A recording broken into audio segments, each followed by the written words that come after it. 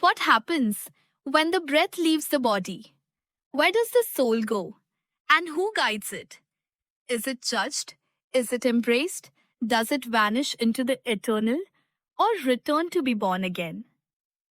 Today, seekers, we open the oldest book of humanity, the Rig Veda, and follow the path of the soul after death.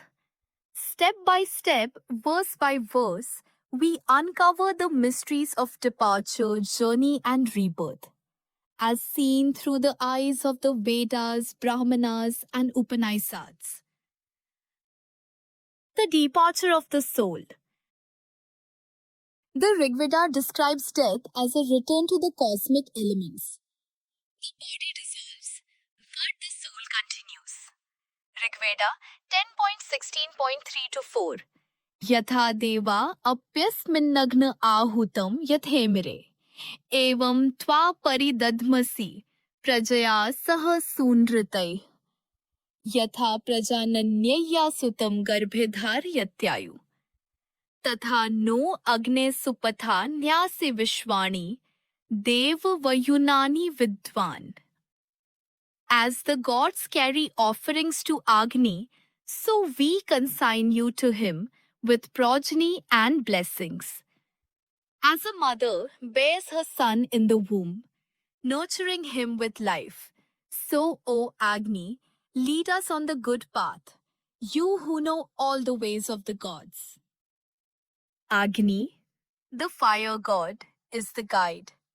He carries the soul from the funeral pyre, leading it along the hidden path of the heavens.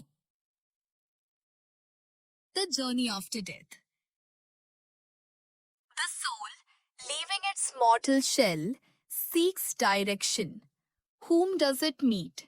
The Rigveda gives us a vision. Rigveda 10.14.7-8 आग्ने नये सुपठाराये अस्मान विश्वानि देव वयुनानि विद्वान युयोध्यस्मज्जुहुराणमिनो भूयिष्ठां ते न मुक्तिं विधेम पित अर्नन वेहि सुपथा य एषां प्रियं नाम्यहि सुविक्तिभिर्णम् यमं प्रेहि यः पितृभिः संविधानस्वया दत्तं तन्वं पुनराधदाते.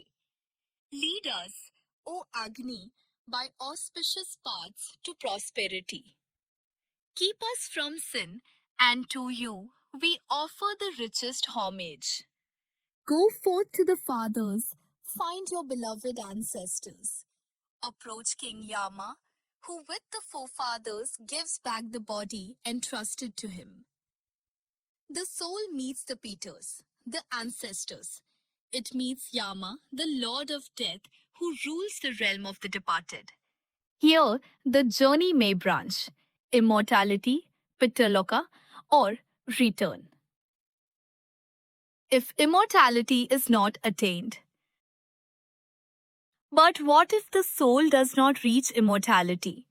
The Vedas speak of a cycle, a return. Rigveda 1.16.4.32 Janmantaram Pariyanti Dhirah Pitryam Lokam Devyanam Cha Artam Pashyanti Nihitam Guhasu Satyasya Satyamritam Bibhrad Guptam.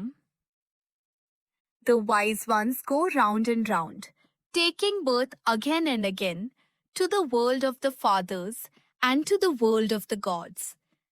They perceive the cosmic order hidden in secret places, bearing the truth of truth, the guarded immortal essence. This verse is one of the earliest mentions of rebirth. Souls revolve between worlds, returning once more to earthly existence. The prayer for rebirth. In the Atharva Veda, rebirth is not seen as a curse, but as continuity, a return to family, to earth, to life.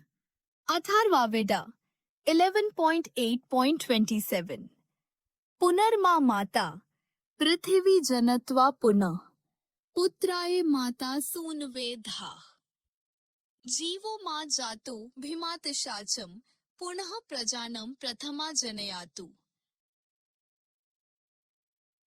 May Mother Earth give me birth again. May my mother bear me once more as her son. May I be born living, overcoming foes. May I be reborn to continue the lineage. Rebirth is prayed for as a blessing. The cycle of life, death, and return is woven into Rata, the cosmic order. The law of karma and desire. The Upanishads explain what drives this return, karma, and desire. Brihadaranyaka Upanishad 4.4.6 Yatha karma yatha shrutam eshah kritatma bhavati.